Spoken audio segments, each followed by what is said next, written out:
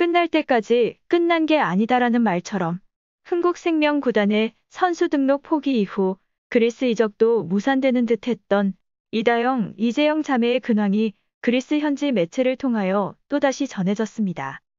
현재는 자유계약 신분이지만 흥국생명 소속이었던 여자 프로 배구 선수 이다영을 2021-2022 시즌 그리스 여자 배구 리그로 데려가기 위한 시도를 당분간 멈추지 않을 것이라는 소식이 전해져 또다시 논란이 된 것인데요.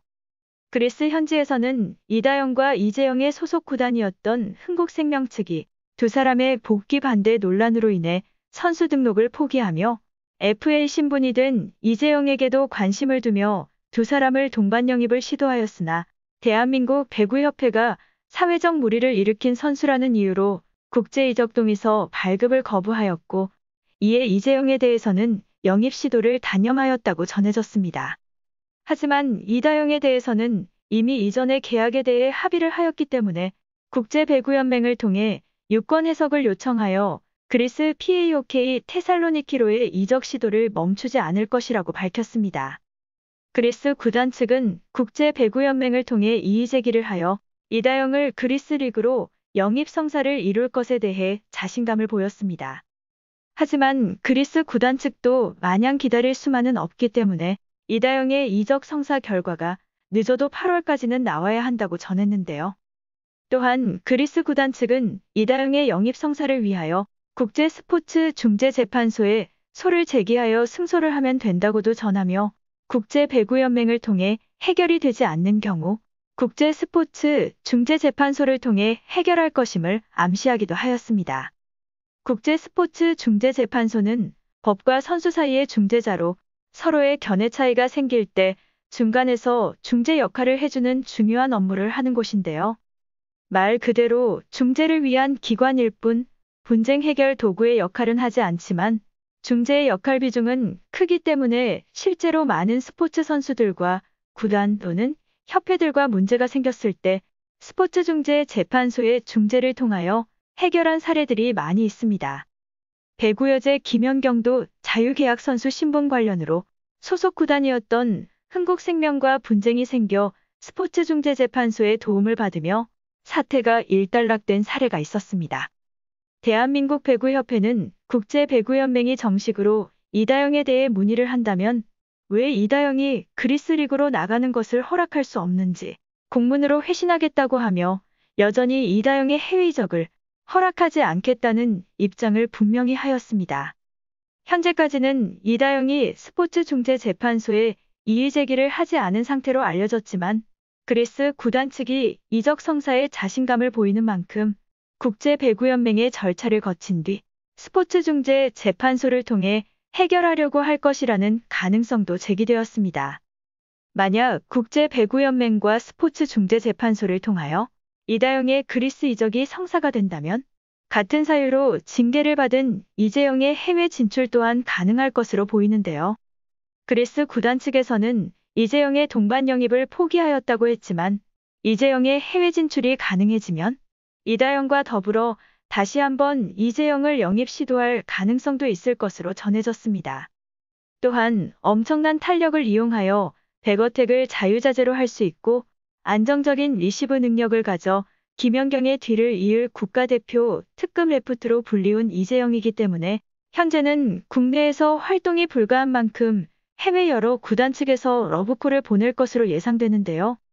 국내 무대에서는 사실상 퇴출된 두 사람이 선수 생활을 이어나가기 위해서는 해외 무대로 이적을 해야 하는 방법 외에는 코트에 설 수 있는 방법이 없기 때문에 이다영은 이번 그리스 이적 성사를 위해 사활을 걸 것으로 예상이 되고 이재영 또한 이다영의 결과에 따라 자연스럽게 같은 방법으로 해외 진출 여부를 결정지을 것으로 보입니다.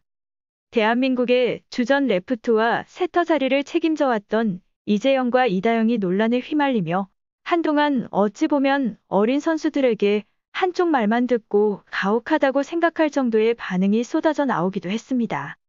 하지만 피해자의 말이 사실로 밝혀졌고 두 사람이 이를 인정하며 구단의 자체 징계인 무기한 출전 정지를 받았고 대한민국 배구협회의 국가대표 자격 영구박탈이라는 징계를 받았는데요.